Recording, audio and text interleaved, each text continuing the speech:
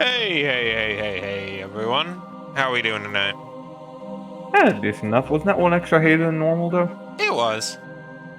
As I'm a treat? playing up with it. As a Messing treat. in, messing out, trying to find something new. We all excited to get into it at this 9:09? Oh, for me it's 809, so... Deed, oh deed. DOD. I'm down. He's down. For now, we'll go ahead and stay on this screen for just a bit. Because when the party last left off, they were headed on the way back from Flamekeep to the actual encampment. From there, they were going to teleport back to where the general was held out and give their reported findings. On their way there, Darius was contacted by a voice and given a strange-looking cube from which he was told he could activate to have a summons with Andromache. The party is currently walking back in about 10 minutes from the forward encampment. Weren't we using the discs? Yeah. It's like I thought that we had to wait until the next morning to actually talk to him because we were at the encampment already. Walking is, the big air quotes. I see. They were moving Yeah. at a Traveling. relative pace. Fair enough. We're going at Mach 5, yeah.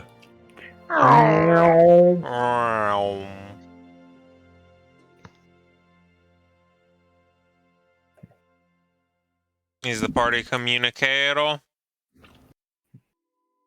I mean, I assume that we talked about our plan to to finish the mission and not have the place get raided. Mm-hmm. And we'd also talked to Rifter about, hey, is it okay if we let Cable in on all this? Mm-hmm. Yeah. We had that The conversation. lowdown, Yep, yeah. I made sure. Okay. So that No, means you're then we are making our way to Le Cum, and by cum I mean general. Lecum. Heh. You Le make Cum. your way in. He is currently the only one in his room. He's currently pacing back and forth. Alright, Darius steps up to the general and offers his signature shallow bow. As each of you enter the room, he gives you a curt recognition and stops pacing to actually, return in kind.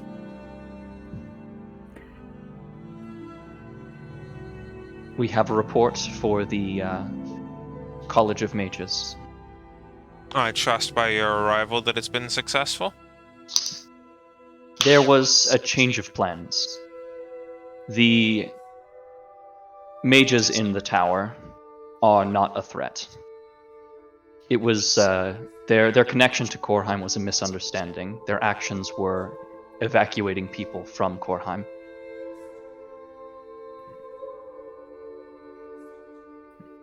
Is that all?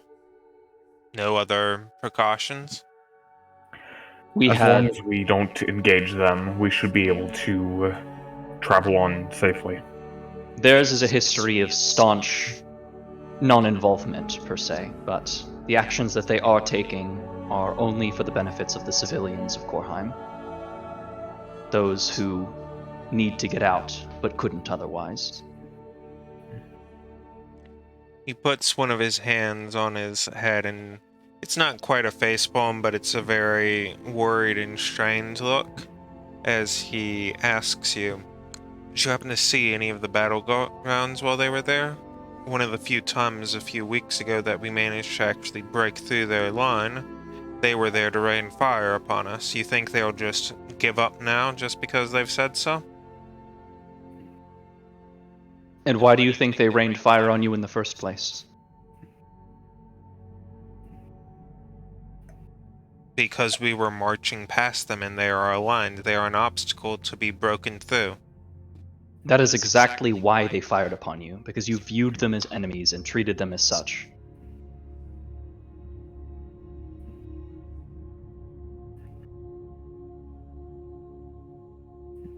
I don't know what it is that they told you, but they struck upon us first. We were headed straight to Korheim when they struck down on us.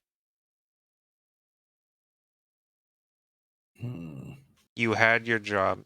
He stops talking to you, Darius, and just moves over to Lork. Since I cannot go against your word, because under unfortunate technicalities, you do outrank me, the choice is ultimately yours. If you so say, we move on without it, and I am freed of responsibility should it go poorly.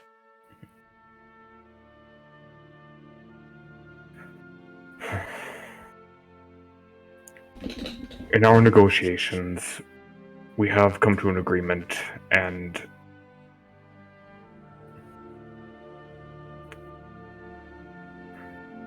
as far as we can tell, there will be no further hostilities, as long as no hostilities are visited upon them.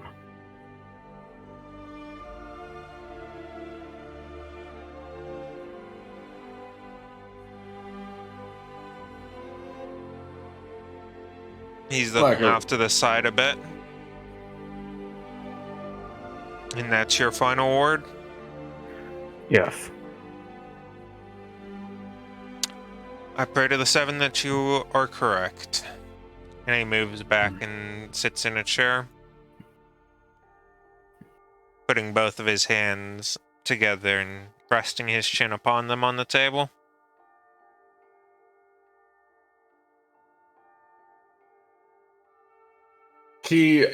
Cable's gonna go ahead and look over at Darius and just kind of whisper in his ear, like, we do think that these fellows are worth trusting, right? Darius looks back and speaks. The way that they approached, everything to me seemed like honesty. If you need further assurance, send one of your men ahead with this. And Lork takes his emblem off of his cloak and offers it to the general. He looks Tell up, him, understanding the severity of it, and nods before continuing onwards. Send them on with that. Have them tell the mages that they were sent by Nominous Lorik, and that the rest of the army shall be approaching shortly, seeking nothing but safe passage forward. Yes, sir. And in a moment of humility, he kind of calms down and just actually focuses on the task before getting up and leaving the room.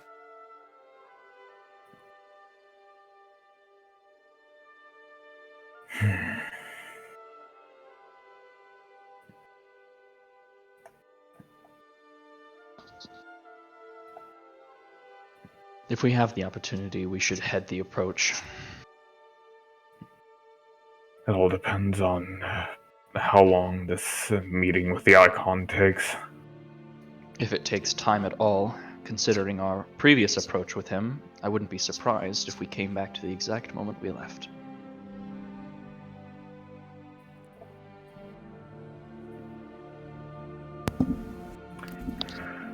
Regardless, we should exercise caution. Indeed. I'm still worried about the approach. Not necessarily what the mages might do, but the reactions of the soldiers. How the trust will hold. Then let's hope that this doesn't take any time at all. Alright.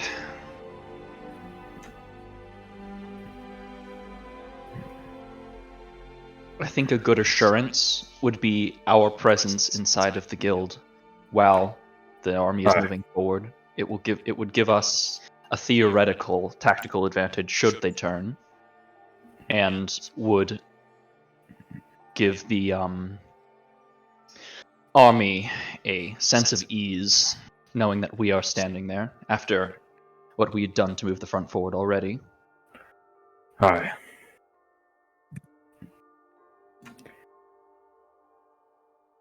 Shall we? I suppose we shall. Should we step outside, or? I don't suppose it really matters where we use the cube. I guess now is better than ever. Hmm. And the cube sequence begins.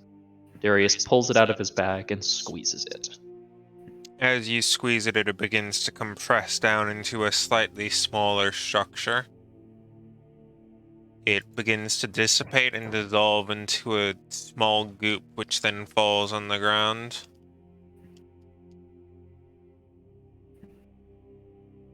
You see underneath you as it begins to coalesce.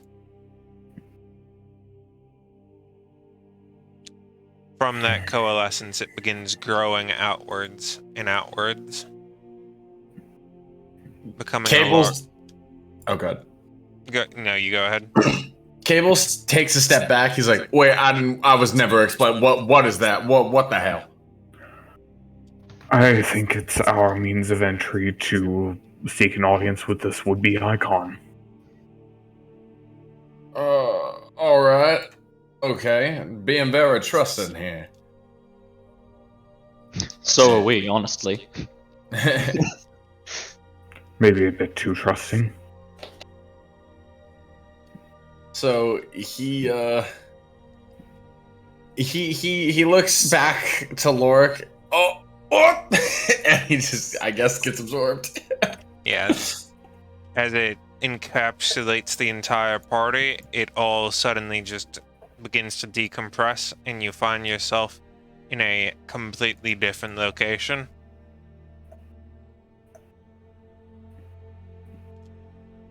Oh?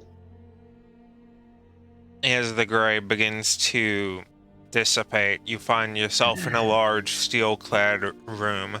The platform underneath you is one hewn with a rather nice uniform stone. There are small blue currents that seek through the entirety of the complex as gentle bits of mana and electricity flow around you. To either side, there are 3 columns of what looks to be water, although somewhat different colors. One slightly blue, one slightly purple, and one slightly pink. Each of them are turbulent and spinning. The furthest out walls on any of the sides are pure wrought black steel. There is no one else in the room.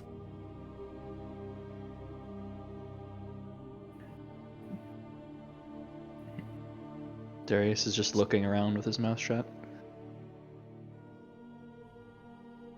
Cable is going to examine his environment and try to figure out what kind of plane they're on. He's done some arcana / planar studies in his time, so I don't know if that would be an investigation or arcana, but he wants to try to figure out what realm they're in. At the moment, the best you know is just that you're in a structure. You know you're not at least in any of the exotic ones, because if it were, you'd be like feeling like you're upside down or be able to see through yourself. So you know at least it's a semi-standard type of plane. Okay, so it's nothing hyper exotic. Okay, so it's at least somewhat similar to our own. Okay. Right. Lork going to use Divine Sense. Oh. At the moment, it picks up nothing. Not a single thing. The Strange. ground in front of the group begins to form with a hexagonal pattern as the blue energy crackling through the ground begins to formulate in a few specific tiles. Cable, after saying all this, is immediately going to pull out a cigar and take a big ol' puff of it as he burns it away. He's like, this right here, this is what I was expecting, but it's still a damn thing to behold. Indeed. Darius is going to take a few steps forward. So, is this a spirit we're meeting with? It's something. So we don't wrap proper action, no. Fun. No. Not exactly. Hopefully, this is where we find out.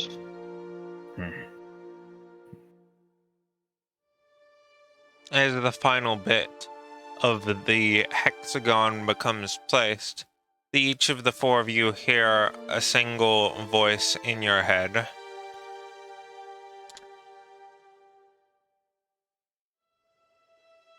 If you are truly to be met here, and I am to divulge what few secrets I shall to you, you must make a complete and utter vow that you will not tell anyone, barring those that are already engaged with such affairs, such as Calcus and your friend Rifter.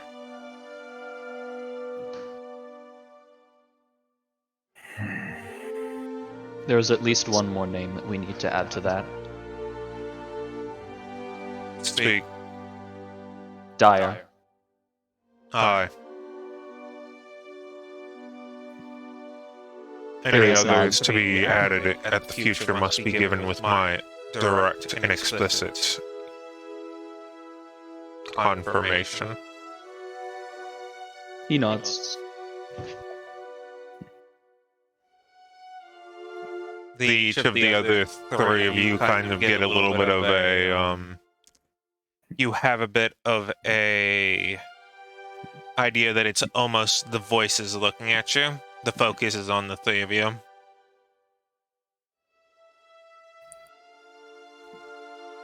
The not Darius's. You have my word. Yeah, sure, whatever you need, partner.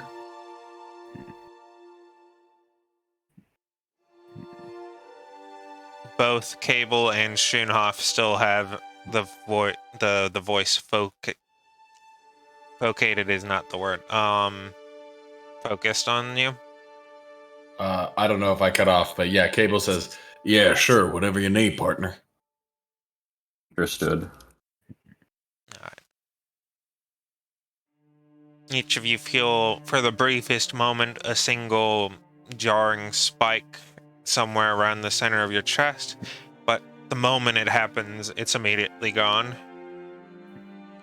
The ground in that blue hex begins to triangularly split away from the center as it opens very much like a flood valve, and rising from it comes what looks to be a warforge, which rises up before stepping forward.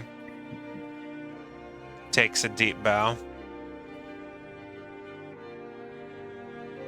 Darius returns the gesture. I am Andromache, and it is a pleasure to finally meet you in proper. As he deeply gives this bow, you see as the entirety of his body is formed from either these white, almost porcelain plates, but much more silver than many of those that were found at Calcus. The underlying layers are these deep, black, rubbery tubes that travel along the length of it. The most noticeable part of his body that sticks out is that on his back there are two tubes, each filled with some sort of fluid. One of them is currently a gold, one of them is currently a white. He's clad in humble but appropriate clothing.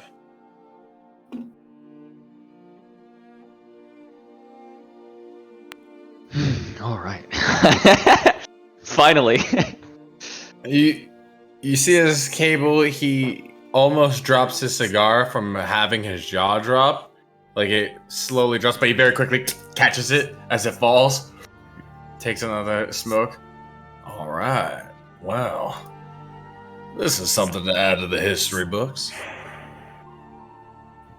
I obviously would prefer that you did not. Yeah, it's an expression. He looks around to the lot of the four of you before asking you a simple question. Is there anything you would like that would help make this slightly more comfortable. Any chairs or meals of any kind. Not that I can think of. We've already partaken of food Yeah, for the that morning, was- and I think chairs would just distract from the business at hand. Yeah, who would want a chair? Very well. And he creates a small chair behind you, Cable.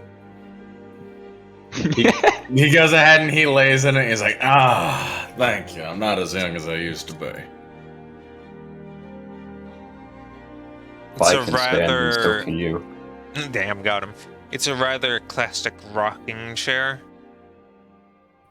A rocking chair. Okay, he's gonna just rock it. Yeah, very reminds you of ye old times.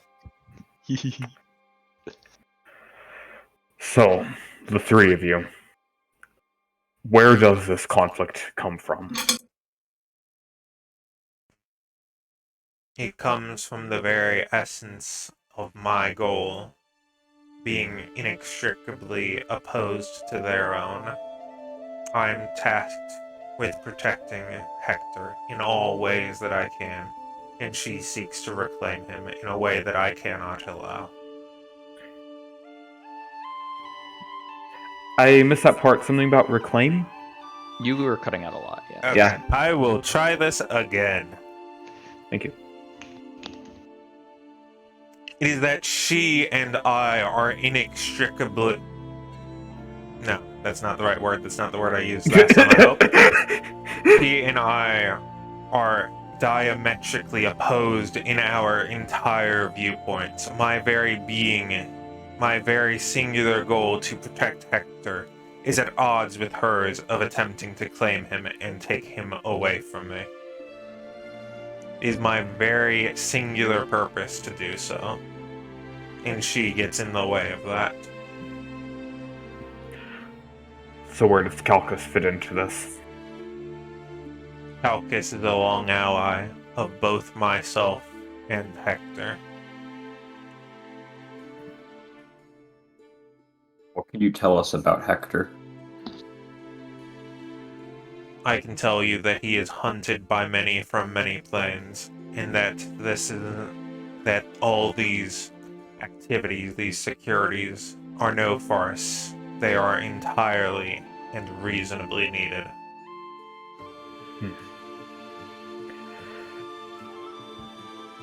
So then the dungeon, or as we've taken to calling it, the dungeon, is your way of recruiting mortals to remove the agents of those who would hunt him. It is one purpose of it, yes. The other being gathering of knowledge. For as many thousands of years as we have been doing this, so just as long have we been discovering new things. And in doing so, new vectors for which we may sometimes fight each other, other times thwart defenses. Each of the artifacts you find and bring through are to be understood and to be scanned.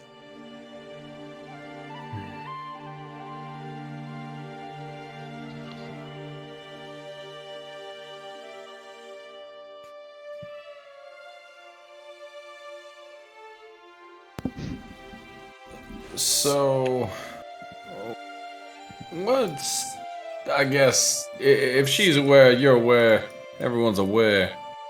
What's stopping her from just, doing what she please? From what I understood, she's all powerful or something.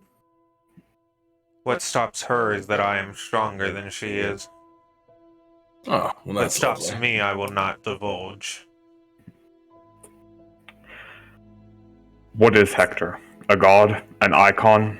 Something entirely different?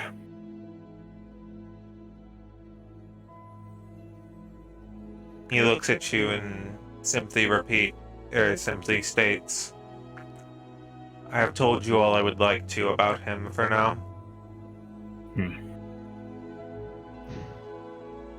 What can you tell us about Cassandra?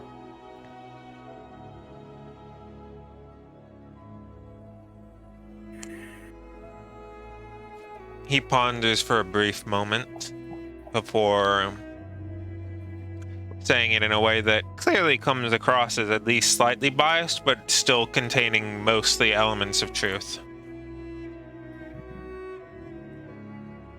She is someone who has stolen from us a great deal, and while she may believe herself to be righteous, I can assure you that what she does is not only wrong for Hector, but wrong for others as well.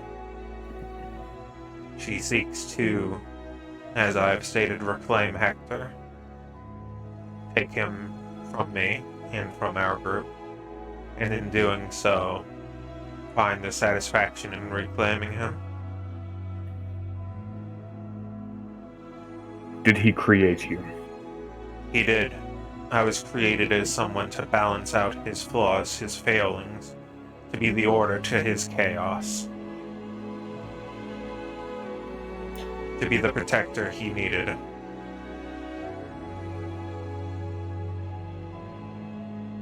It is my singular and only purpose.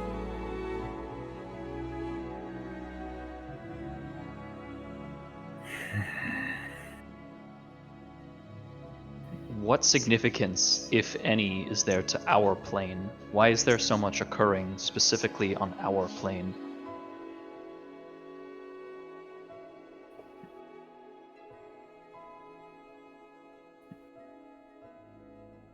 Cassandra has long avowed to attempt to avoid meddling our affairs, breaking and harming innocents by getting other realms involved. Many years ago, she broke that. For what reasons, I know not. But I would not stand by and let one be corrupted easily.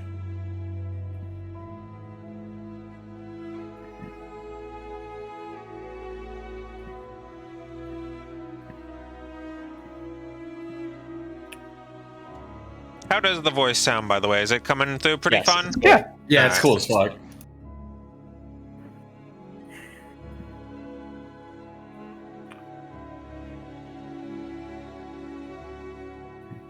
Your willingness to meet us has, at least in my eyes, improved the way that we view you. However, the way in which you speak of your goals and their goals, I understand that you cannot speak of Hector himself, but it doesn't give us any clue on the negativity or benefits of these occurrences. He takes a moment. You see as he's clearly pondering as he continues to listen to you. It's entirely divorced from our current understanding of positive and negative outcomes. When you speak of this, it's like speaking to a fish about what water is.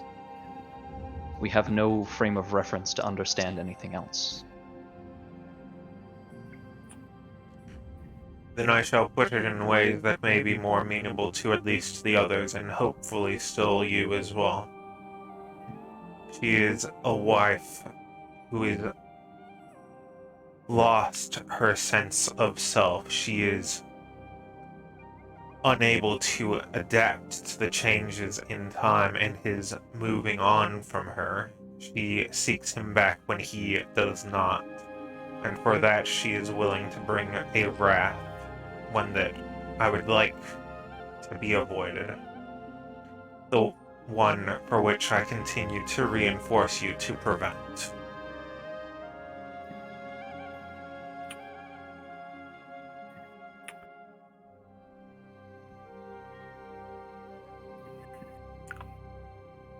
If I may, and if you know the answer to this,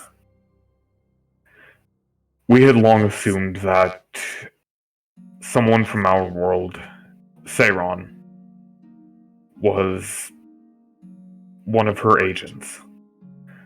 But recent events have led us to believe that, at least to some extent, he is opposed to her and using her power without her consent. Do you know anything about that? I do. What would you like to know? How did he obtain the gems? It's my understanding that she got in contact with quite a few people sometime around 18 years ago. One of them being the young Seiron, who she inevitably corrupted into the form that he has now taken. A few of the other significant ones, from what I understand of how you have spoken. One being the brother of that dire Zeus, and the other being, I believe the relationship was your mentor, Shunov.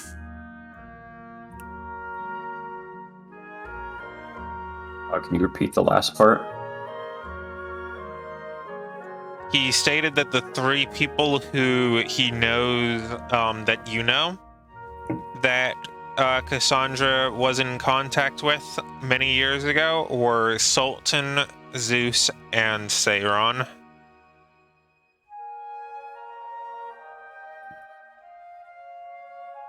Do you know what she knows about him? About Sultan? I do not.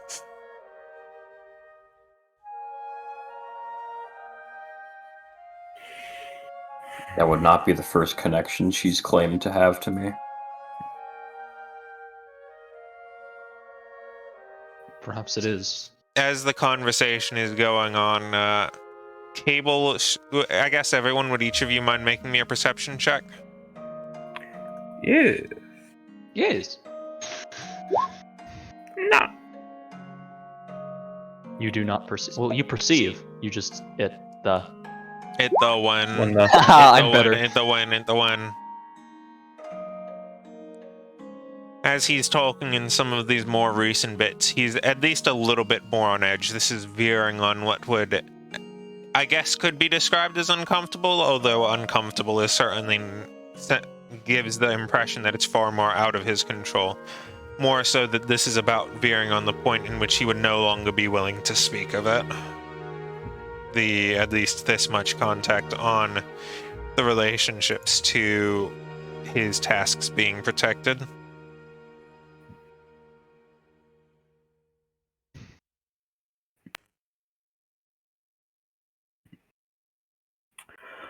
So then, Zeus's magic waning is the result of Cassandra withdrawing her favor. Is that it? As best as I can tell, yes.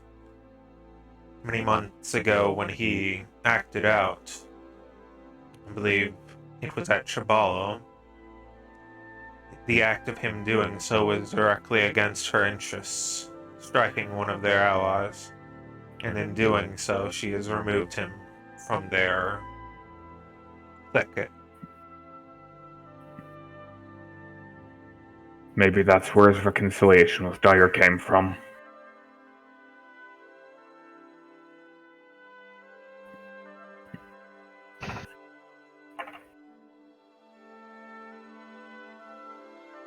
The places underneath each of the cities that we've been to, the labs, for lack of a better term, they're each creating different bodies, different things.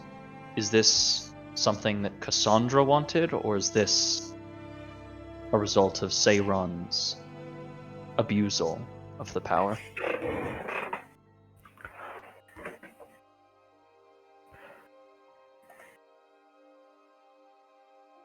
The best I can tell, it seems to be some perversion of both. She, as you have no doubt seen from your time both voluntary and not with her, she has an exceptional mastery over flesh, in particular that which she should not. Is, from what I have gleaned, although not thoroughly, that both Seiron and the others there are taking some of this mastery and putting it to their own purposes.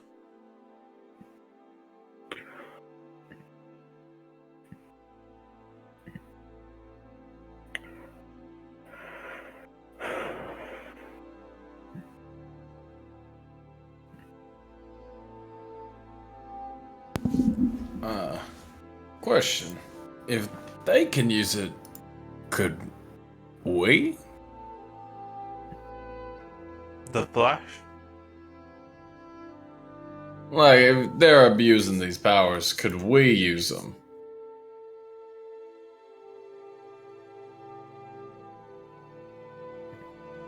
Lork gives Cable kind of a Aside. yeah. Darius actually looks over pretty intrigued. He side eyes over to Schoenhoff. One of you already is. Cable looks over at Schoenhoff. Darius does too. What? This is starting to make some sense now. As I take the necklace out from under my shirt. What is this exactly in the center?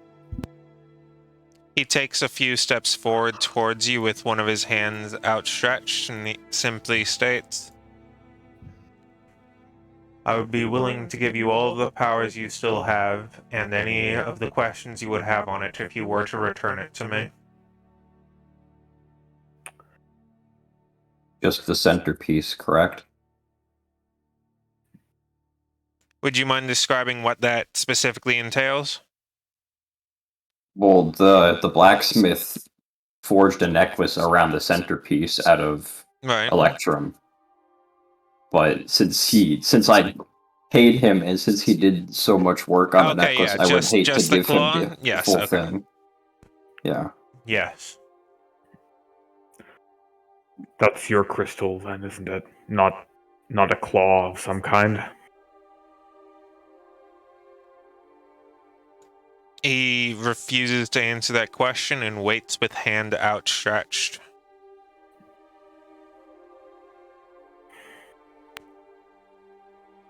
You've trusted us to meet you here. So I suppose I can trust you with this. As I hand him the necklace.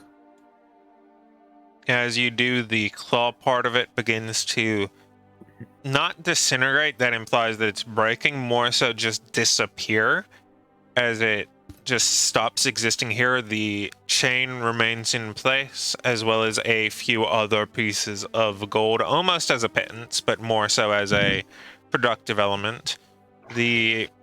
You see, strangely enough, as in this extremely mana-infused environment, the energy which was present within that claw is still persisting there, which he compresses down into a small orb, which he holds out to you. I can either infuse this entirely within your personage, or leave it upon your necklace. Your choice.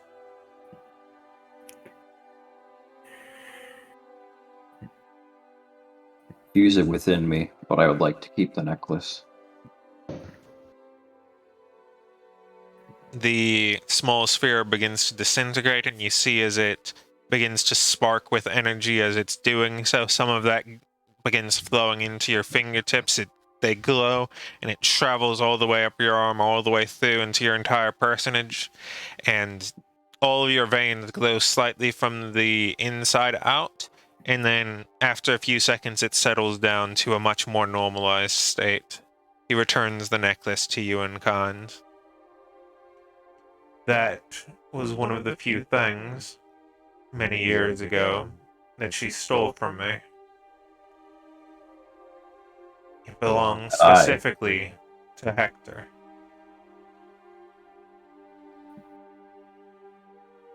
That I stole from you. No. That Cassandra did many years ago, and I believe gave to Sultan as a similar gift to some of the other things that she may have given to the rest of you.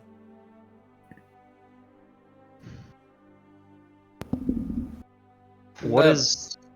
Sorry. Go ahead. What is your standing, and I say your as a reference to this entire situation, standing in the greater hierarchy of the planar existence? Are you gods? Related to icons? What is... How do you fare in relation to the greater politics of existence? The other two may be trying to ascend. I hold no such lofty goals. I'm more than content as is. Hector himself still remains a god. That Though said, not an icon. I need not worry. There are few gods have been upset with the state of affairs. The one before Kalimvor, specifically being one of them. They have found themselves unworthy compared.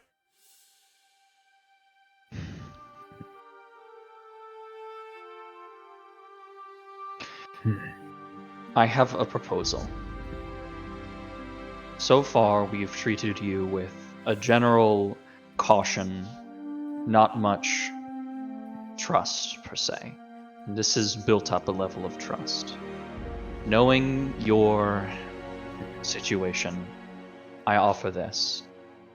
Assistance with a god for assistance with a god. Would you be willing to aid me in slaying Nidhogg in exchange for my unwavering loyalty to protecting Hector? Done. Oh shit! Simply call upon me, and I shall be there. He nods. My only quarrel with it would be, should it happen on your realm, precautions must be taken, but should it be taken somewhere else, somewhere where she has not influence, particularly in Dendar's own plane, there shall be no such problems. You need only find how to get there. I know not the specifics, but I've been having dreams, as odd as that might sound. I believe it will be happening in his plane. Regardless, I will keep your words in mind.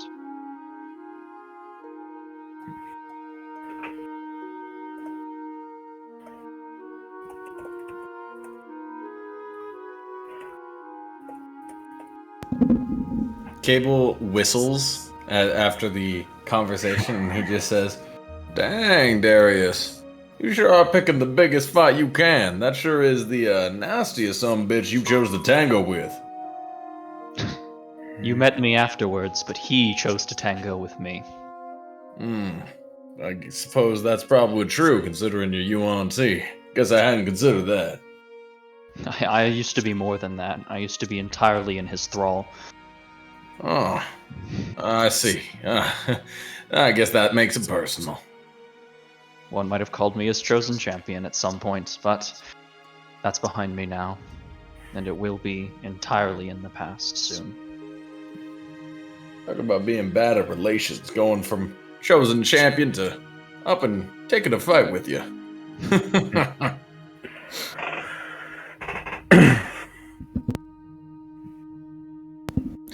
But I'm curious, because this all leaves something in the air that I feel like hasn't been answered.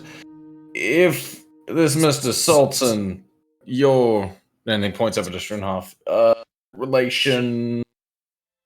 Master is basically what he was. Oh, so not related. Okay. What was his relation to Miss Cassandra? Because from what I understood, the people meddling with this power usually, not exactly of the right mind, but you've seen on the up and up.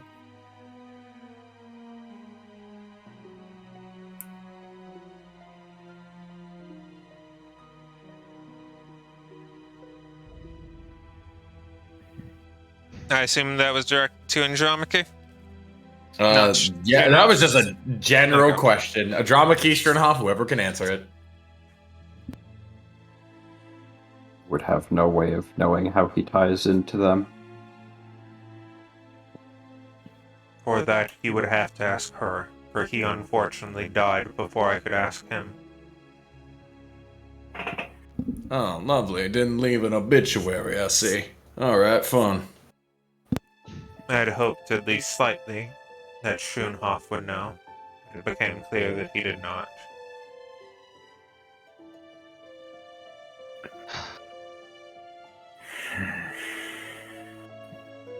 With our recent increase in trust, and he looks at Lorik, I believe we have a resource, regardless of whether or not you know.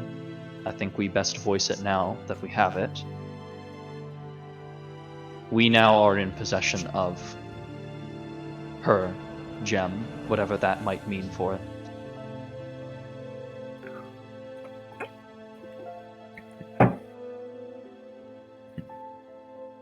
He is continuing to face away from when he took a few steps out, looking at the mana chambers. Sauron placed it within our reach. We believe that was for the sake of seeing if we would do something catastrophically stupid with it, and furthering his agenda in the process. Perhaps it may have. And of course, the question you're probably asking is, if I'm so opposed to her, why would I not take it and destroy it or such? Frankly, we don't know enough about it. To know if that's even a question we should be asking.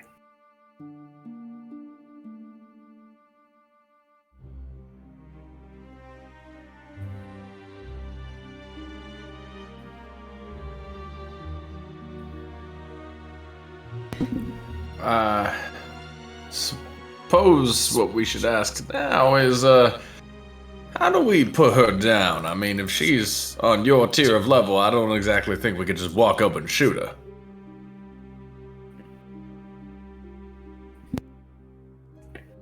I have been unable to strike at her myself for very convoluted and unexpected reasons. But that means not that I can aid others in doing so. The first is the perpetual curse, which you seem to have taken very well up on with the addition of the weapons. They harm her all the same as her kin. He means those wooden weapons, right? That y'all mentioned? Indeed. The ones that Calcus provided us with. Alright. Okay, so...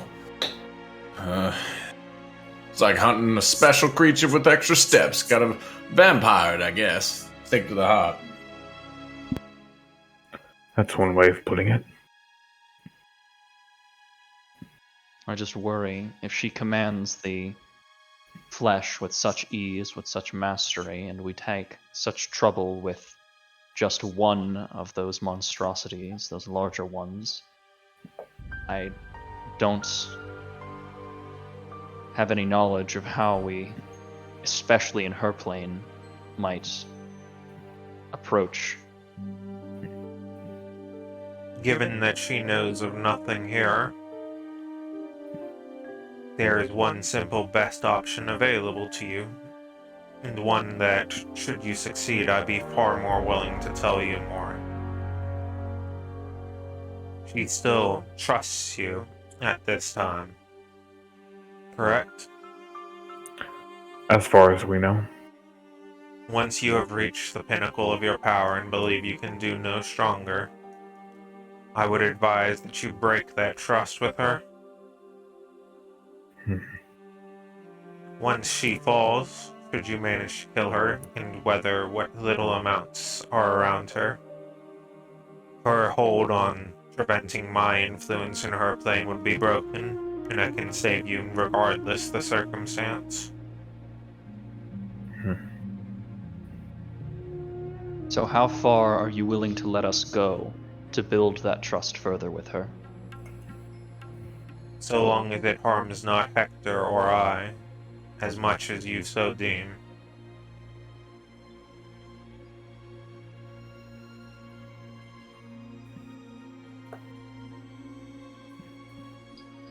He moves a little bit closer in between some of the jars and taps one of them a little bit, and it begins centrifuging at an exceptionally high rate. It starts off making a rather whirring noise, But after a very brief amount of time, that whir fades down into an almost nothingness behind the water as it spins at an exceptionally high rate.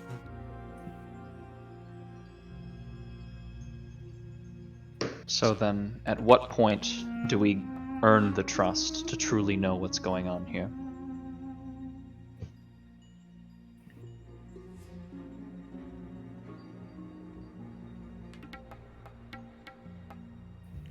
Should you defeat her, I will make sure you live the rest of your lives in comfort and answer any questions that you should have.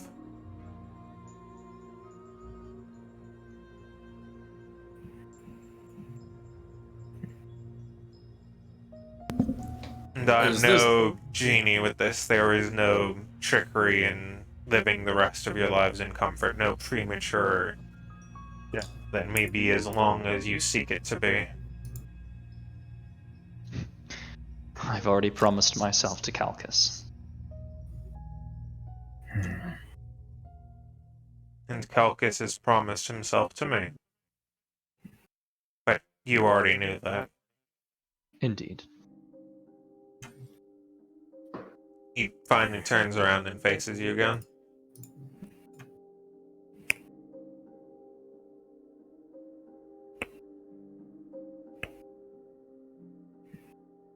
Cable asks, so is this offer for everyone at the table, me included? One last job could do a long way for my retirement. It is, and any you so choose to bring with you, be that your family. Not need bring them on the mission, but choose to live comfortably with you.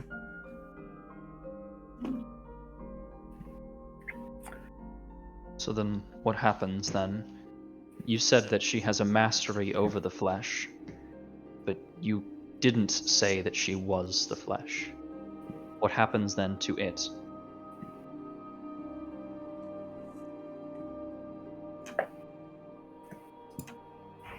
I currently use a significant amount of my strength simply attempting to impede it. With her influence gone, it crumbles into no longer being her threats. They Perhaps not. lose control of what it was and simply become back to life, as it were. Rebirthed as what it once was.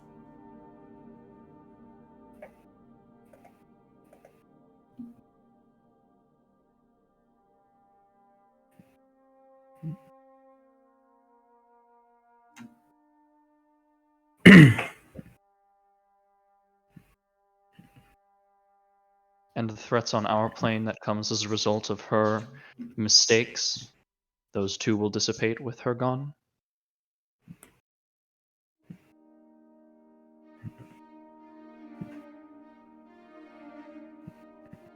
If not, they can be dealt with nonetheless.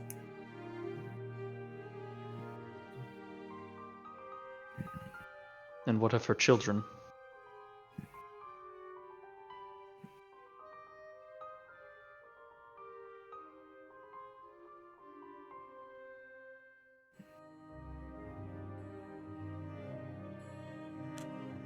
Unfortunately, I ask that you leave them unharmed. That's hardly unfortunate. In my eyes, they've committed no crime other than having a mother. Oh, they have committed many, but they are of his blood, and as such, I ask that they not be harmed.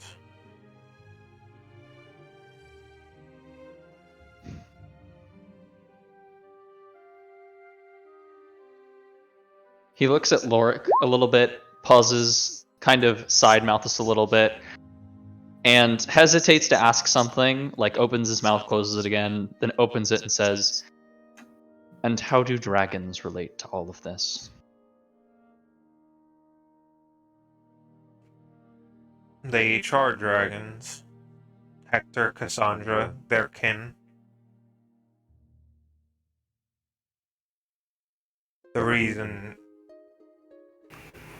those like Lorik and his clan are not alone in the world, or in any of the plans. There are countless on thousands of millions of planes who seek to rid themselves of dragons and to rid others of the same. So then, he's the Immaculate Emperor, and she's the Many-Hued Empress. Is that Not it? them, no. But they are... They are from before. They are very, very old. They being Hector and Cassandra, or they being Hector the and two icons? Cassandra. As much as she may wish to be a god or claim the powers of such, she lacks the control and conviction.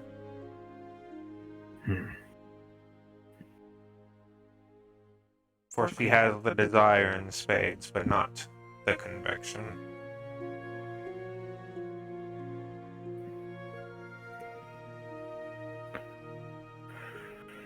He turns to you, Schönhoff. And what of you? You any questions to have for me? I've had a lot answered here already. And with your absence of knowing anything about Sultan, I'm not sure I can think of anything. If it would help further the trust, I may allay in a way to discover more should it be advantageous for you. I would love to know more about him. I will let you know when more has arrived and become available. Thank you. And thank you for finally giving me my own power, if you can call it that. He nods his head down, giving a fairly similar bow to the kind that Darius does, before turning to face Darius as he had begun to speak.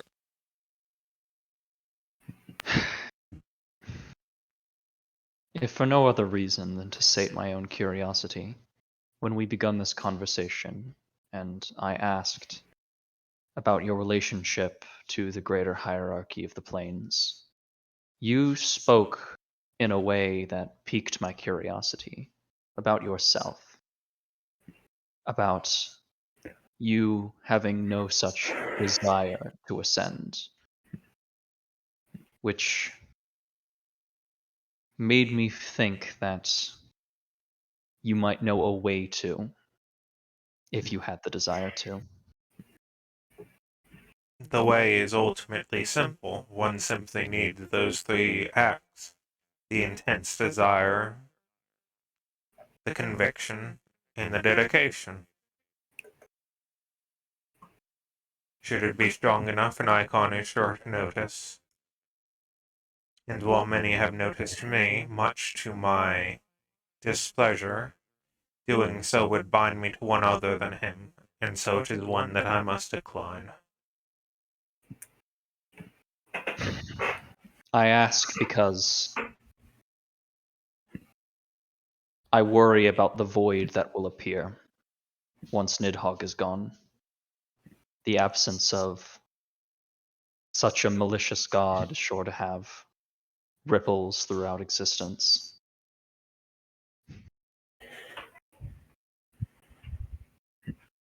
I'll give you this in confidence at least. Much as she has slain other gods, so few have others seemingly far more important been slain, and well, yes, they are ultimately replaced. Often they are more mundane each time, as each god is slain, their icon simply is able to find those who had such a strong belief in the prior, each time watered down slightly less from the core idea. If your concern is on a power vacuum and one being even worse, I can assure you it will be no such thing. Perhaps not even worse, but if it's as you describe, it would still be in the same vein.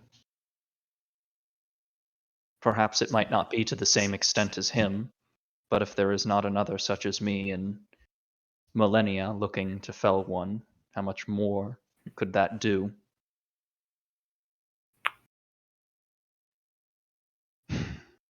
If it's so simple as you say, is not the best course of action to take it myself?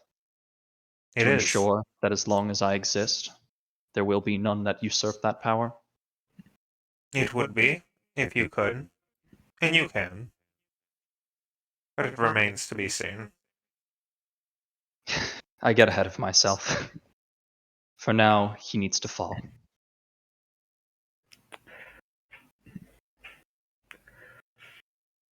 You speak of the prerequisites of divinity, and I'm brought to mind of a being from our world who a lot of us have long suspected of such things.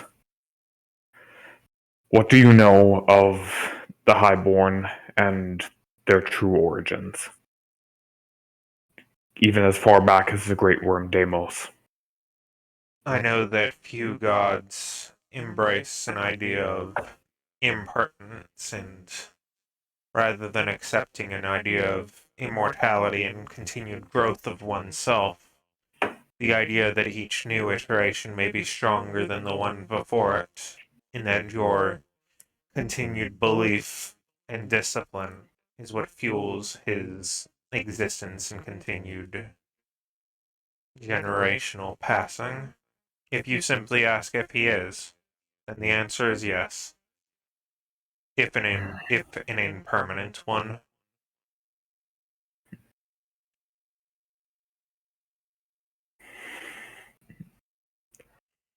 So where does this power come from?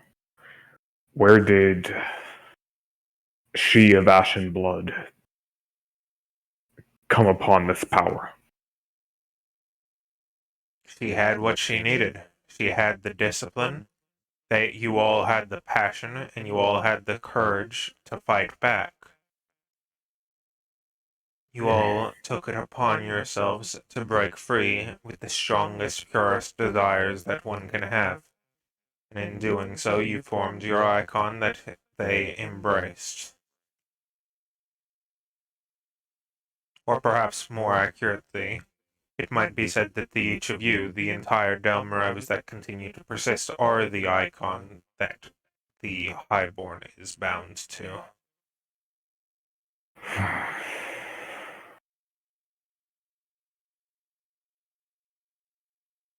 How the tables have turned, Lord. Turns out you were the icon all along.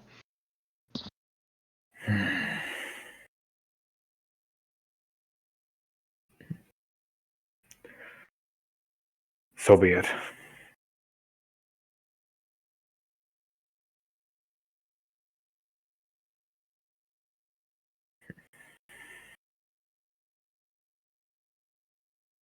You've given us more answers now than we could have hoped for, Andromache.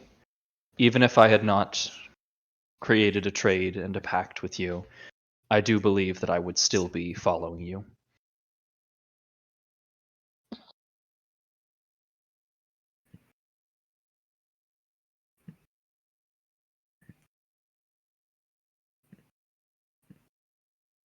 I am glad that you have understood. And please, before you are to leave, if there is anything else I may provide to you, I have a vast collection that I may provide should you so request it. Or, further knowledge, you need not worry on anything from where you are now. I believe you were worried that they may leave without you. I can assure you there will be no such concerns. Your suspicions were correct. Will we be free to visit in the future should the occasion arise? Should it not be frequent?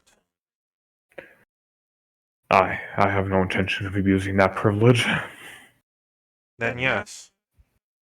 You may away with me in any or all of your choosing, as you choose.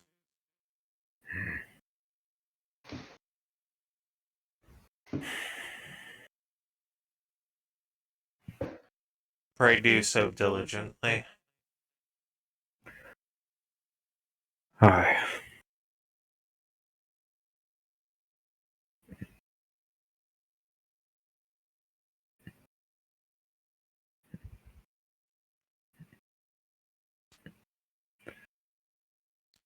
As he walks around the hexagonal platform and moves over to the middle magnification chamber here, he leans down and a small vial protrudes from his arm, which he injects in the glass forms around the platform and begins suctioning out some of the mana liquid from inside before closing up and bringing the vial over to Schoenhoff.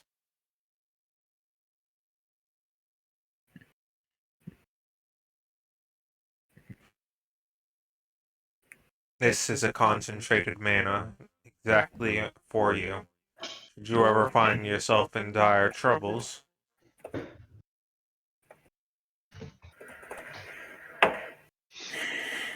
What will it do?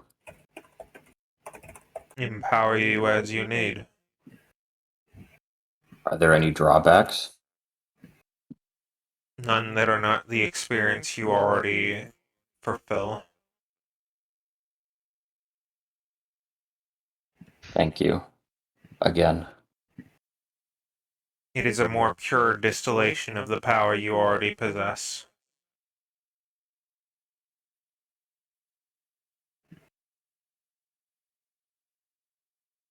Ever since I was severed from Dendar, I have had bounds between my power, different sources, different resolves.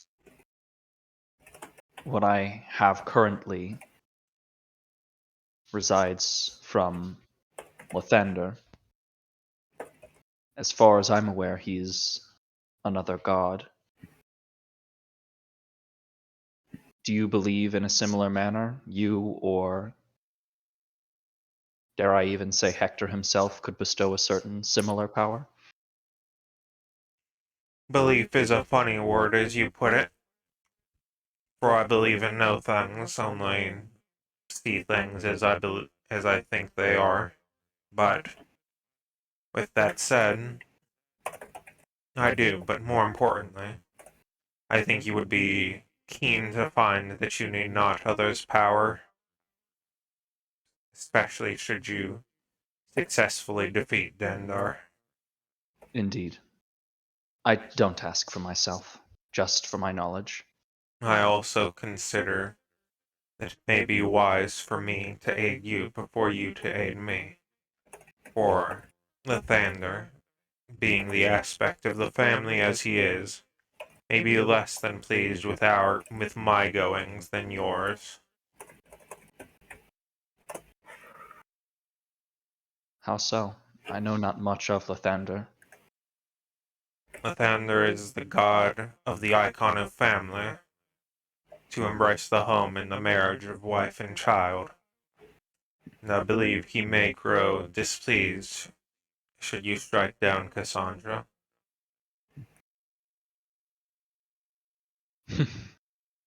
Once that happens, I doubt I'll have much need for his power anymore either way.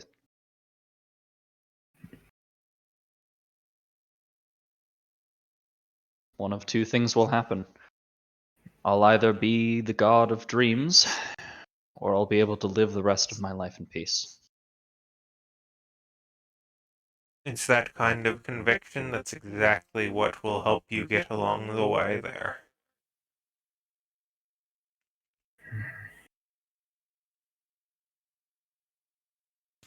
He turns to Cable and asks him, "And what of you, the new stranger who has been so trustingly brought in? What do you make of all this?" Honestly, partner, I can't make much heads or tails of all this. This is all very above my pay grade. I'm just a guy who shoots stuff. But from what I understand, you're offering a big bounty, something I can retire on. Ooh. One last hunt? Yeah, that's something worth fighting for. See, I got two little ones of my own, and he pulls out on a necklace. He pulls out a little picture of him and his family for that he wears around his neck. Just clicks it open. There's Delilah. There's Dimitri. Ain't they cute? I love them to death. And yeah, I gotta take care of them. He clicks the necklace, puts it back underneath his shirt collar. So, one last hunt to make sure I never have to worry about them again. That's worth it to me. As is an exceptionally wise choice, both for you and for your wonderful wife. Yeah. I'm sure she'll be happy to have me back at home. Probably more annoyed that I'm too lazy or something. She will. But yeah, partner, for as much as I don't understand, I'm game. And you see a little glow underneath Cable's eye.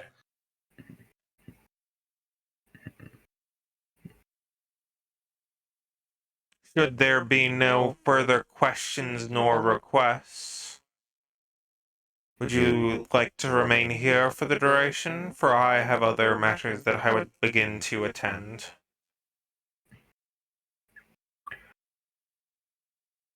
I should think it is likely best that we return. Indeed. When you are ready, simply wish to return and you shall be there. No.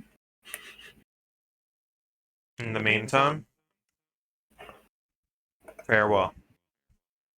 I will see you when the time comes.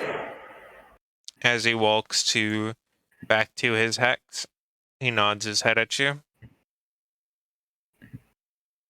And you see as his body begins to crumble apart as it falls into the hex before the hex devours both him and itself as it just folds upon itself.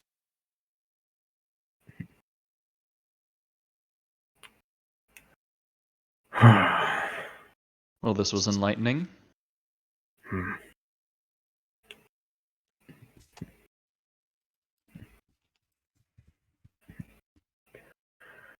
And with that,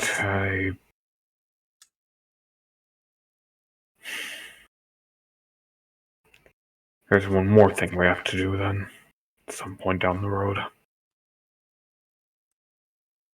Frankly, I think it was already at the back of our at the end of our road. We just didn't quite know it. Our end goal might not be the end of Sauron's chaos, but instead a result of our end goal, the end of Cassandra's chaos. But once we return, we speak none of this, not even to Rifter, Aye. because we need to uphold the image, and if we need to fool Rifter as a result to gain legitimacy towards it, then I think it would be worth it for now. There is one other thing, though. Merrivax has to be the last Highborn. Why is that? I will not suffer my people to be under the rule of a god, even if that god is of our own making. Is it truly under the rule of a god? Yes. Your people have lived this entire time. Heralded it even as the liberator. Your people see it as a savior, not a god. So what does the literal making of it have to do to change that? The fact that he decides our entire fate based on what he sees fit. They may not see him as a god, but he is. And his whims, his desires, his agenda is as inscrutable to us as that of any more traditional god. And should I take up the mantle, would you have the same opinion of me? Do you have any intentions of ruling over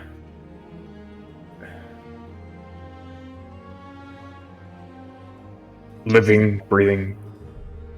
Do you think Meravax does?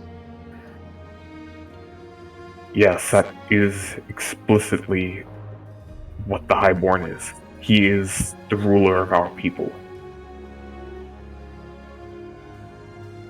Perhaps.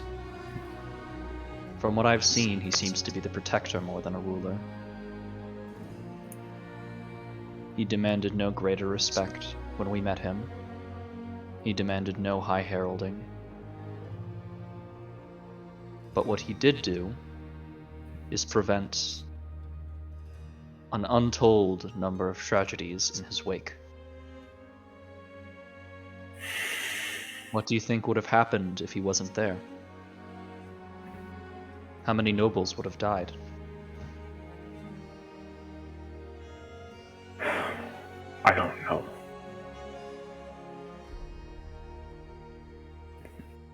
Perhaps he does protect corrupt lives, but he protects them nonetheless.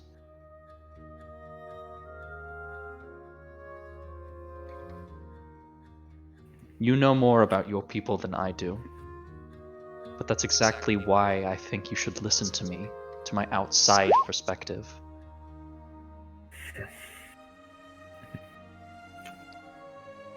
If you don't trust other Highborns to not rule, then why not become one yourself? Take the angle I do, prevent another from usurping it and using it for evil, and instead take it yourself. You can't guarantee that there will never be another god, but what you can do is use it yourself to the best you can. And then what then when I die? What then if my convictions are slowly eroded over the years as I, in my newfound perspective as a divinity, decide some losses are acceptable for the greater good? No one should have that power directly over mortals. But there always will be, Lord. Yeah, I hate to be the one who brings up authority. I like breaking rules, being lackadaisical. But, yeah, as long as there's gods roaming around, the most benevolent ones we can find are, aces in the hole. If not the Highborn, that is the god of your people, there are hundreds more that have as much tangible effect on the lives of your people. Perhaps they might not be as upfront, but there are. Seldom do you see gods actively working as political leaders, though.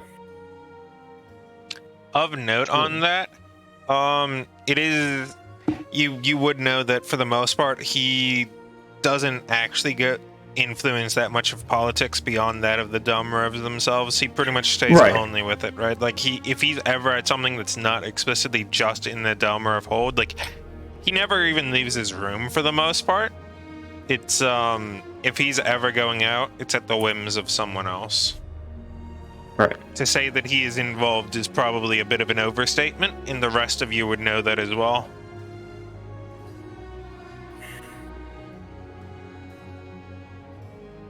Listen, all I'm trying to do is lead you down a path that you won't regret, at least to what I would believe. I don't want you to face consequences of removing one god, only for another to fill in that vacuum.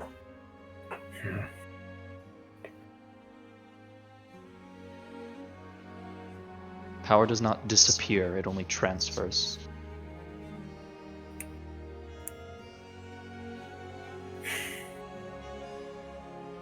Aye. But then, also, if I were to take his place, then I would be perpetuating a lie. I would be perpetuating a lie that has existed since my people decided they were our people. Perhaps you might be perpetuating a lie, but does that matter? Does that truly matter when it benefits everyone in your people? When it provides a light for people to look towards, hope for them.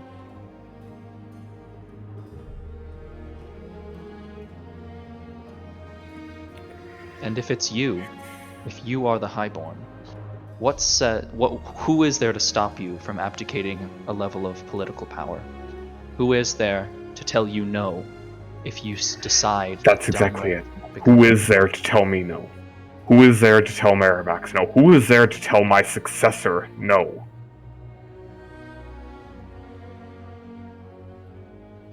Should I be in the position that I can always try. What got him? That's a good one. So if you don't trust yourself, then trust me.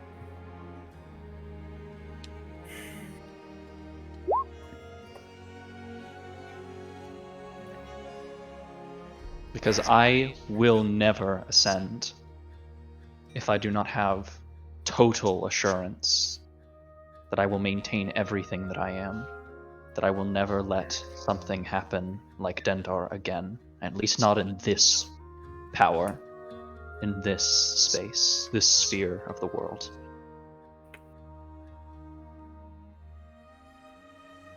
Thank you. You thank me for something I haven't even done yet. No, I thank you for the words. But at the end of the day, it's up to you. I just pray you do not make a decision you ever regret.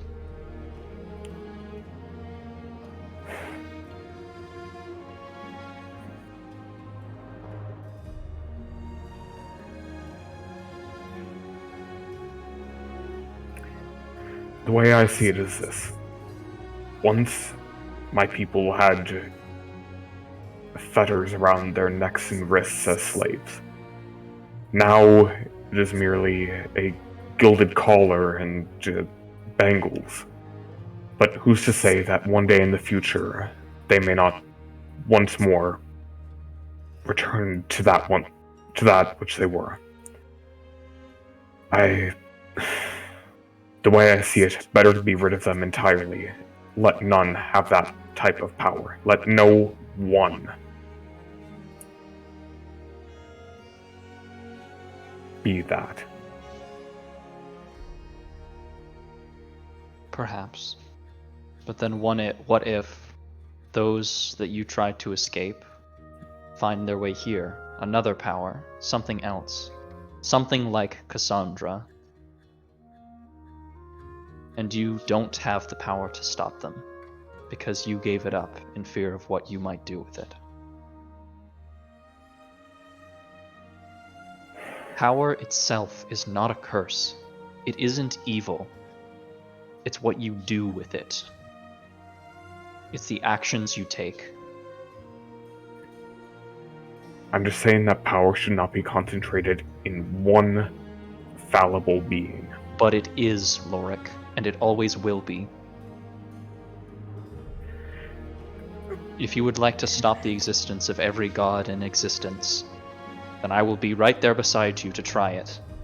But I don't think it's realistic.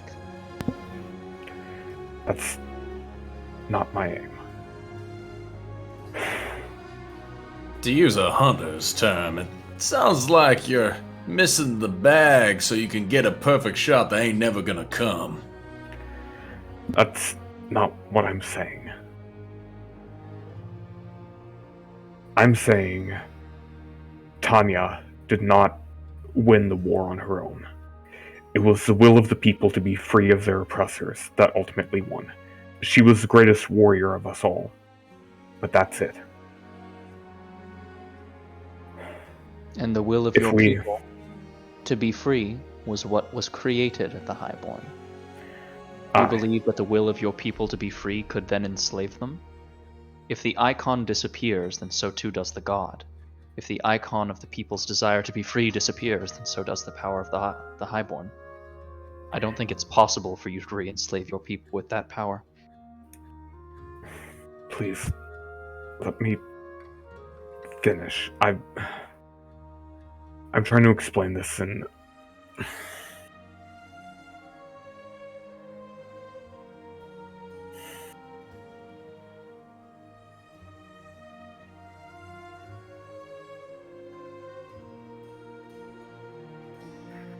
To put it bluntly, if we rely on the existence of the Highborn as our ultimate trump card, then all the rest of us will be all the weaker for it. We will, over time, grow complacent. As we've seen with the present day, that has happened in some cases. The Order has grown complacent in its station. Is that not the goal of peace? Peace, yes.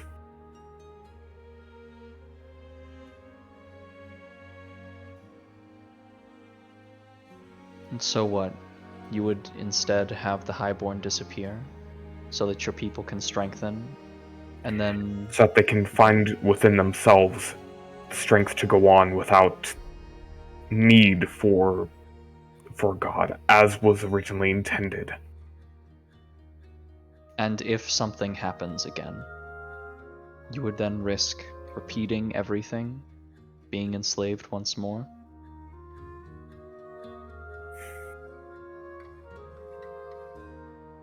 Back then, we did not have our Arcanists, we did not have our Paladins, we did not have our stronghold. We didn't have each other, even.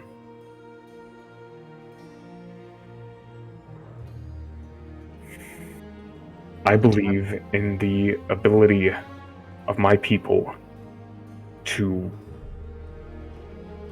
drive their own fate. Then I will have faith in you. Thank you. That's all I ask. I'm sorry it took me so long to phrase it like that. Don't get me wrong, I still disagree with your decision, but it isn't my decision. And as such, I will do everything I can to support it. Thank you. That's all I can ask for. But before I do end up approaching and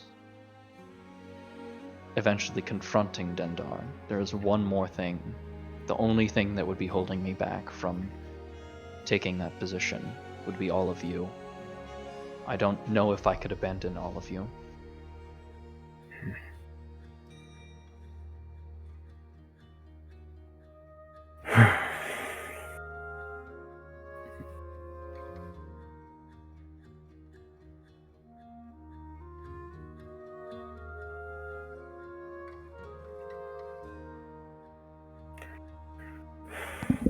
I'm sure your friends will understand what you gotta do.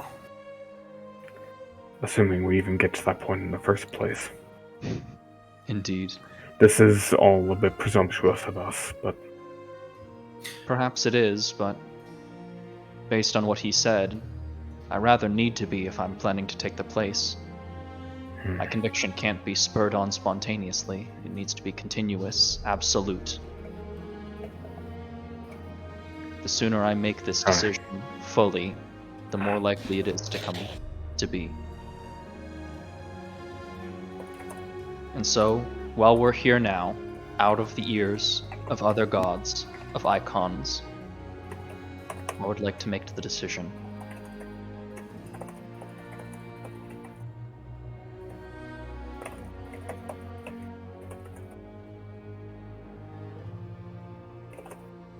And I would like to make the offer that should it happen, perhaps not immediately, but at least after you've passed from this plane, would you join me?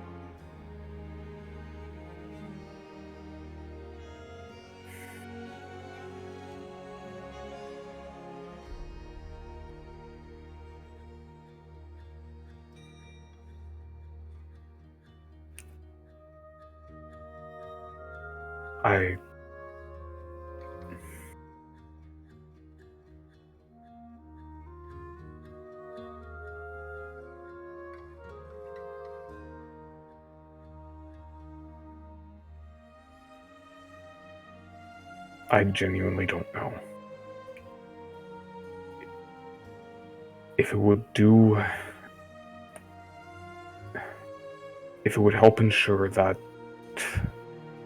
the world as a whole is bettered, I would happily spend the rest of whatever existence waits beyond by your side. Then that is all I need, and my decision is made.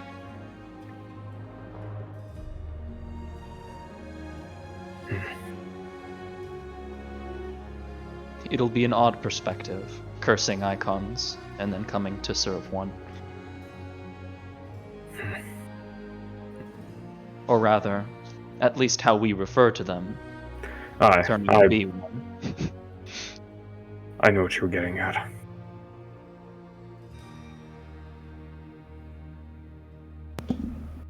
Well, this all sounds like a very touching last-minute plan. I wish I could, be the other member of your group that used to be here. Here, let me see if I can figure out based on reputation. I will stab you or something, and then steal from you. That's what he's like right now, right? I feel like you need to put a bit more emotion into it, but in some cases, that's basically it. I'm going to give him nightmares the rest of his life. I see.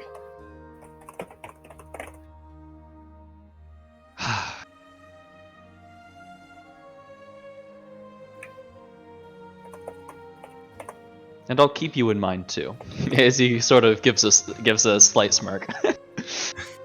Thank you. I'd appreciate only dreams of me and the missus and my kids, and we're happy and they're content and they're grown up and out of my house. I have a feeling that I'll have a deeper understanding of what your dream desires are once I actually reach that state.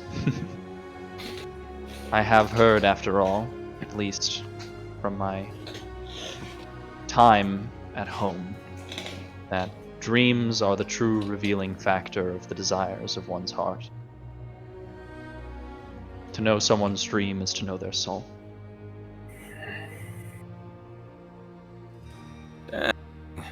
Wonder which bard said that. I can assure you none of my people are bards.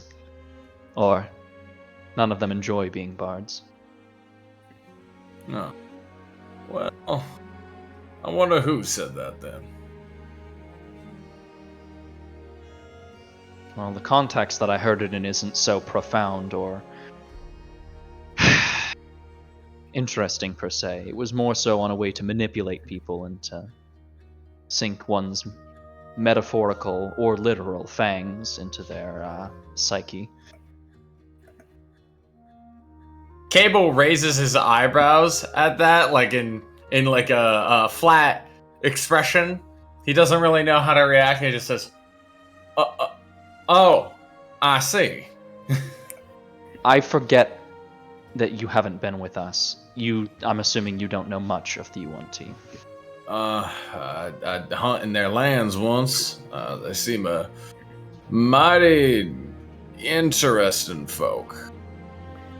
One way to put it, I'm amazed you got out alive. I mean, and I shot one snake-looking fella, skinned him. You gave it to the buyer, and that was that.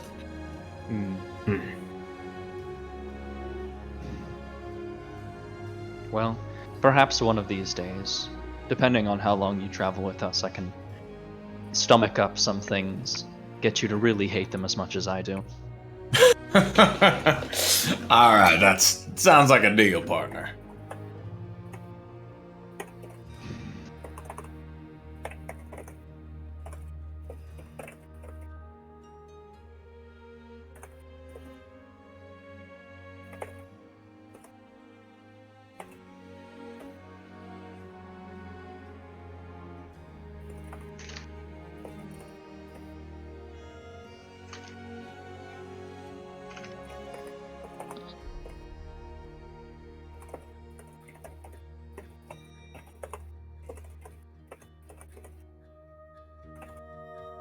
I'm somewhat of a typer myself.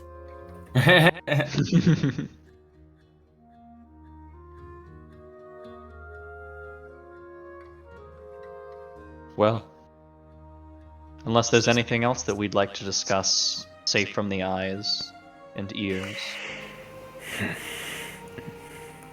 I think that's all we really need to. Let's head back. Darius nods. I assume the same is true for Cable and Schoenhoff, that they do not have anything else they would like to attend while here? Yeah, he doesn't really have any business with this guy. Has Schoenhoff Golden returned from his water? Oh, wait. Yeah. You know what? We are still here. Why wait until next time? Out into kind of the open, Darius is going to say, He Are you- appears. as he thinks to say something, he appears. Yes. One more thing. I met with another at one point to discuss how to kill Dendar, Nidhogg, however one might refer to him. And we spoke of something called an old age weapon, something that cannot be... Rather, a weapon created in the new era cannot harm him. Would you know anything about that? I would. Of the many times of Dendar, you're more than doubtlessly aware of their capacity to consume dreams. I assume you are also aware of their capacity, at least in some part, to devour planes as well. In some part. I assume it's an extension of their ability to consume a soul. It is, to consume the very soul of the world. In doing so, the world is remade, if at least pacified and more amenable to them. Many gods have different ways of making the world more tolerable. That is theirs, to consume it and reshape it in its image. And part of that involves her making it so that nothing there can harm them.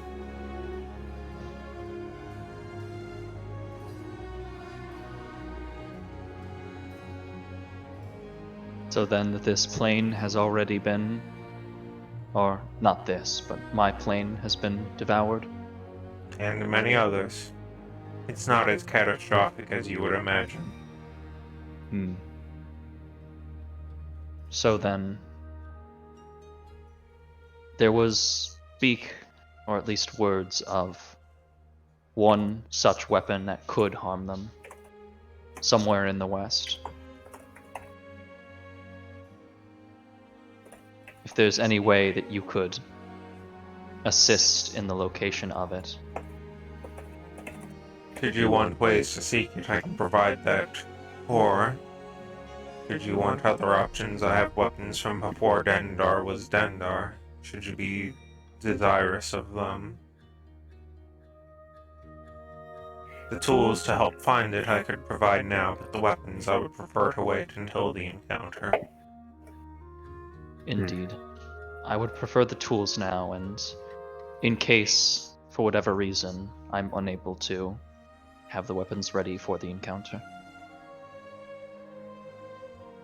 He reaches down into the ground, and it begins to break apart before reforming into the shape of something that's essentially a very small compass, but rather than being filled with different points, it's instead filled with different elements of animals, and each of those animals has different pointings as they each scatter around a small plot. And as he hands it to you, they're moving around quite concerned and scurriedly, and generally making no practical sense of their surroundings. It's a small miniature, almost a terrarium of a small plainsy area with a few different bears, wolves, dogs, deers, those sorts of animals, very much rural plant, grass, slight tree coverage. And as he hands it to you, he explains, as you choose and where you are to search, you'll find more about it. You'll see what exists around it. Not quite straight directions, but it'll get you very close. And the closer you are, the more refined an image it will give you. Thank you. Right now, all it does is point somewhere on your plane, but I'm sure as you get closer, it will change. He nods. His gaze changes to the rest of you. Any other gifts anyone would ask? No.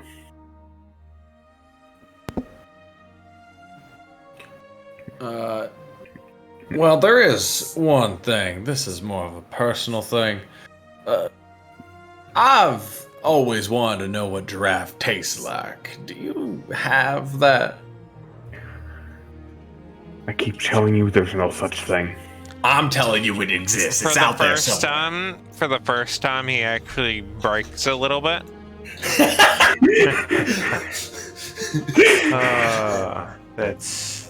No, I don't. If you would like, I can, instead of sending you back to your realm, I can send you to the person who I believe you've only heard of spoken in reference. Palkus, I'm sure, has one somewhere that he'd be more than willing to donate. No way. We were in his archive. He had nothing of the sort, from what we saw, at least. Archive, singular? That may be part of the reason. Ah. Perhaps it was our folly to assume that was his only one. One doesn't live for tens of thousands of years and only be content with 6 rooms. At least not someone like him. Good point. Cable, using either prestidigitation or minor illusion, whichever would be proper for this, makes a little "I told you so" sign, like that flashes on Lorik, and he just pretends like nothing's going on. Listen, there's no reason to believe that that sort of creature exists on our plane. Something so bizarre and monstrous would clearly come from some other world. Listen, I'm willing to cross planes to try it. It's out there, and I'm gonna get it. If it is, then it's absolutely not on our world. If a giraffe exists on another plane, then do you think a hippopotamus might too? A what? Never mind. Do you mean the hippocampus? I said never mind. We should be going. Aye. Aye.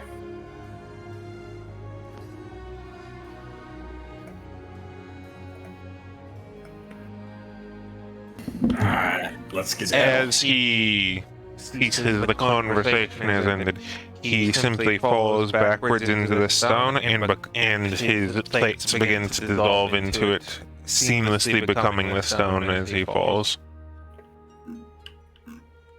That almost reminds me of how Seiron left us at that camp, one of the first times we met him. You remember, don't you, Darius? Indeed. Right back into the fire. Let's be off now. I wonder how we did that. And he nods and makes his way over. If everyone is ready to go, we will travel. I.e., Strinhofer Cable have a moment to say, hey, no, wait, I want to talk about this. I'm Fast ready. travel be daddy. Did you just say you're back, or? Said I'm ready. Okay. Warning, you may not return to this area for a long extended period of time. Are you sure you want to leave? Literally, like, I can only ask so many times. As you Several do, cutscenes will play in sequence. you, having traveled back, you hear the general's footsteps receding in the distance, exactly as it was. Everything completely in place. The sun shining exactly through the same spot, despite the about hour or so of time spent there. Every single bit of peace is exactly in its place. Even the ground underneath you, which you saw torn and disheveled and broken apart by the hex as it grew. Alright then, let's head to Flamekeep. Indeed. It is of note that currently, given your flight, your discs only have about like a few minutes left of charge. It may be we prudent can to walk. spend the night. Wait, wasn't this after spending the night? Because the general was asleep when we got back. Yeah, it's like a day of charging. Oh, okay, I thought it was next dawn or something like that. Nope. It's a full Okay. day from when they were last used. I see.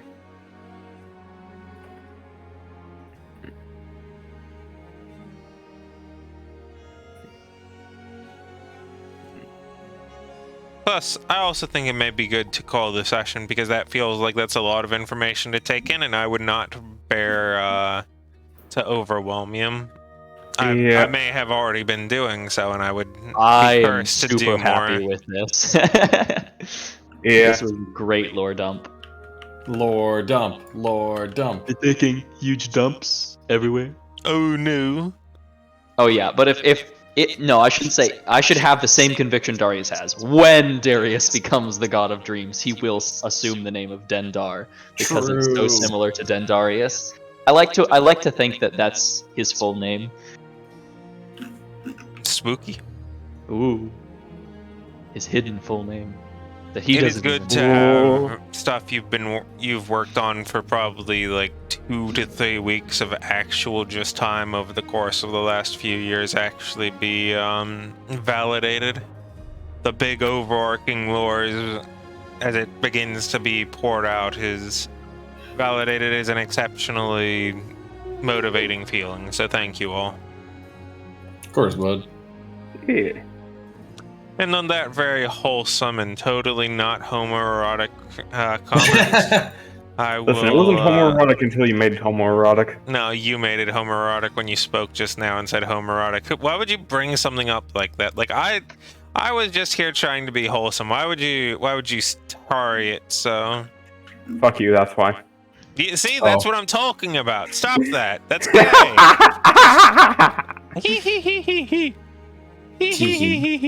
Oh wait, no, that's not right. Fuck. Cursed. Incredibly cursed. Yeah, you're welcome for that. And with that, we're gonna stop the session. We're gonna go away, and we're gonna see each other in a week. But for right now, the party's left confused, but also wanting, but also very enlightened as they get to experience what lies around the corner. Will they successfully get past Flamekeep? Will they successfully take down the nobles of both the Volstrom territories and the Empire at large, or perhaps even go and do some bullshit in the Savage Kingdoms? Will they be able to usurp the gods and become the people they are meant to be? This is where all the questions come, in the most exciting and question-filled one yet. We shall see. Woo! And we're In the next episode of All Hectorum,